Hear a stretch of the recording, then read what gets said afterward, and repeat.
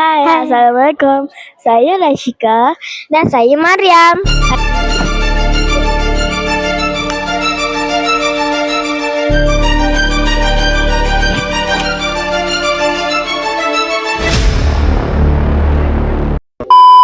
Hari ini kami akan tengah murid-murid dan bertanya apakah ucapan untuk Hari Guru. Let's go.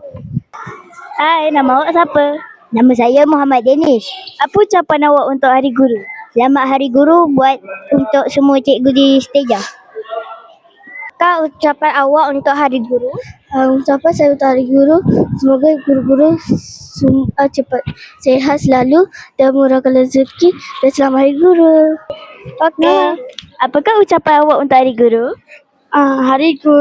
Selamat Hari Guru. Semoga guru sehat di sekolah Seteja ini.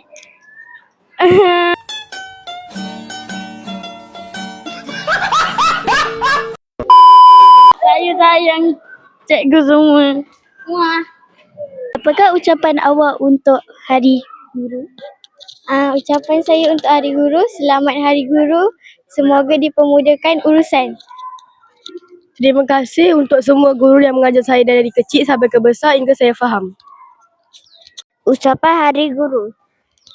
Terima kasih untuk cikgu-cikgu yang mengajar saya dan minta maaf kalau ada terkasar bahasa ke apa ke. Kami mengucapkan Hari Guru.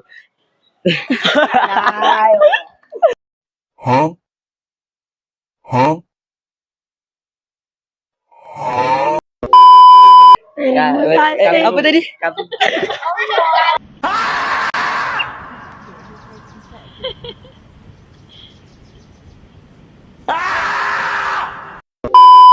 Kami mengucapkan Selamat Hari Guru.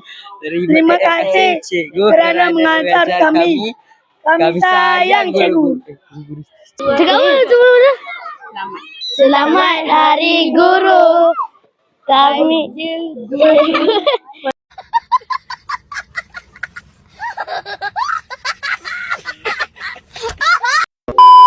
Selamat Hari Guru kepada guru Seteja. Kami sayang cikgu.